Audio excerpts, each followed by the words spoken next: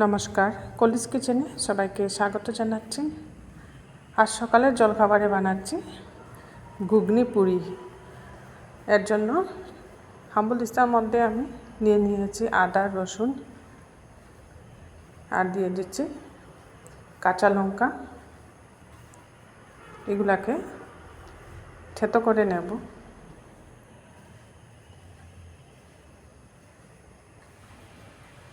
আর গ্যাসে একটা কুকার বসিয়ে দিয়েছি। ঘুগনিটা আমি কুকারের মধ্যে বানাচ্ছি। মটরটা 3-4 ঘন্টা আগে ভিজিয়ে রেখেছিলাম। আর কুকারে দিয়ে দিয়েছি সরষের তেল। আর এখানে ফোড়নে দিলাম জিরা, দারচিনি, এলাচি, লং, তেজপাতা। এবার কুচিয়ে রাখা পেঁয়াজ দিয়ে দিয়েছি। আর থেতো করে রাখা আদা রসুনটাও দিয়ে দিলাম।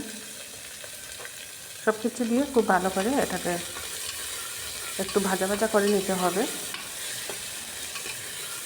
যাতে পেঁয়াজের কালারটাও চেঞ্জ হয়ে যায়। এইভাবে ফোড়নটাকে একটু ভাজা ভাজা করে নিচ্ছি। এবার এর মধ্যে দিয়ে দিচ্ছি হলুদের গুঁড়া, জিরে গুঁড়া, আর লাগছে এখানে ধনে গুঁড়া, আর দিচ্ছি লাল লঙ্কার গুঁড়া। একটু ঝাল করে বানাচ্ছি, তাই আগেই কাঁচা লঙ্কা দিয়ে দিয়েছি থেতো করে, আর লাল লঙ্কার গুঁড়াটা এর জন্য কম দিয়েছি। এবার মশলা দিয়ে এটাকে খুব ভালো করে কষিয়ে নিচ্ছি।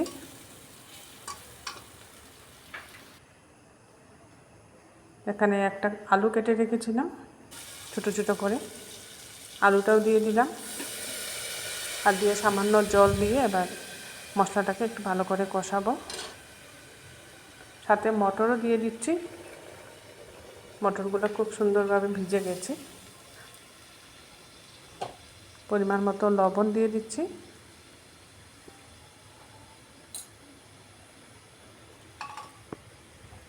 সব কিছু দিয়ে আলু, মটর মশলার সাথে একটু সময় কষিয়ে নিচ্ছি। বেশিক্ষণ কষাতে হবে না, একটু সময় কষিয়ে নিলেই হয়ে যাবে। আর যেহেতু এটা কুকারে বানাচ্ছি, খুব তাড়াতাড়ি হয়ে যাবে। এইভাবে একটু সময় আমি কষিয়ে নেব।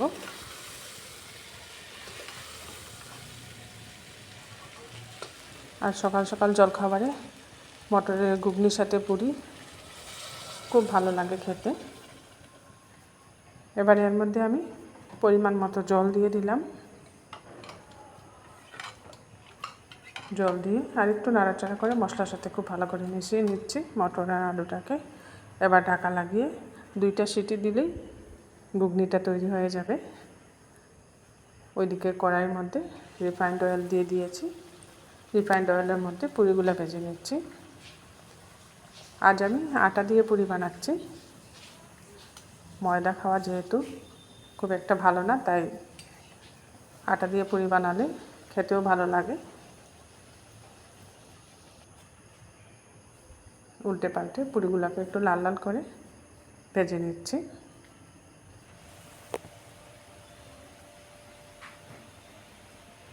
আর একটা পুরি দিয়ে দিলাম, এটাকেও আমি উল্টে পাল্টে লাল করে ভাজছি।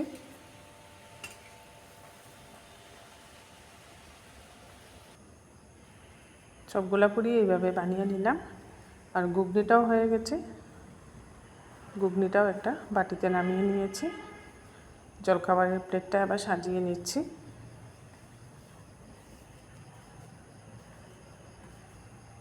গরম গরম পুরি, 3টে পুরি দিয়েছি, আর সাথে ঘুগনি নিয়ে নিচ্ছি বাটির মধ্যে। পুরিগুলো দেখুন কড়া করে ভেজেছি। আমার কাছে পুরি কড়া করে ভেজে খেতে খুব ভালো লাগে, তাই একটু কড়া করে ভেজে নিয়েছি। আর ঘুগনিটাও খুব সুন্দর সিদ্ধ হয়েছে।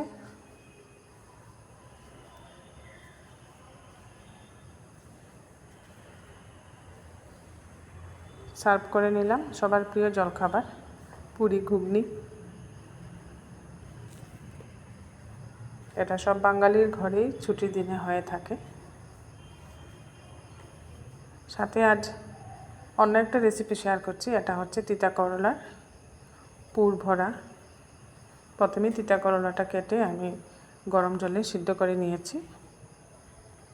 নিয়ে এবার একটা পেঁয়াজ কুচিয়ে নিয়েছি, এর মধ্যে দিয়ে দিচ্ছি লাল লঙ্কার গুঁড়া।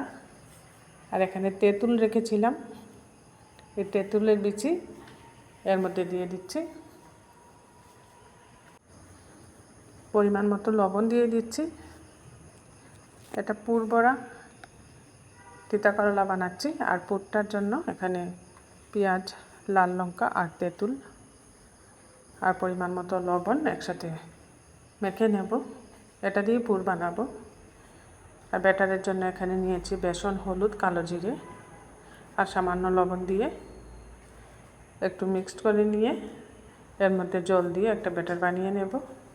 ব্যাটারটা একটু গাঢ় করে বানাবো।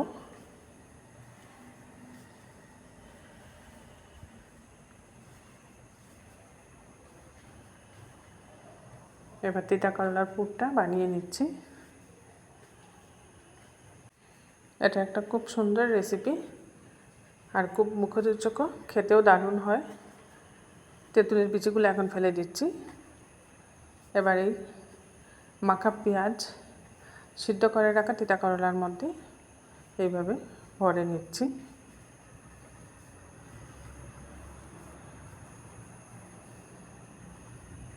এইভাবে তিতা করলার মধ্যে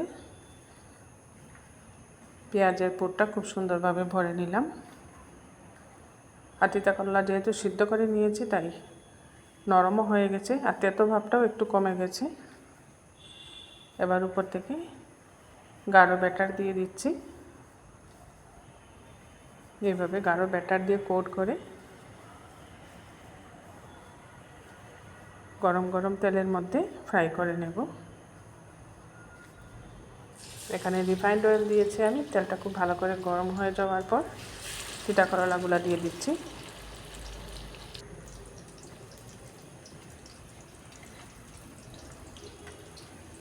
এগুলাকে উল্টে পাল্টে একটু কড়া করে ভাজবো। আমার এই দুইটা রেসিপি যারা ফেসবুক থেকে দেখছেন ফেসবুক পেজটা ফলো করে নেবেন, আর যারা ইউটিউব থেকে দেখছেন কলিজ কিচেনটা সাবস্ক্রাইব করে নেবেন।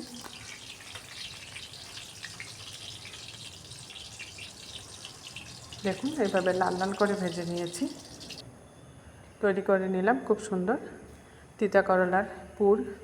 আমার রেসিপি দুইটা ভালো লাগলে একটা লাইক করে দিবেন, অবশ্যই সবার সাথে শেয়ার করবেন।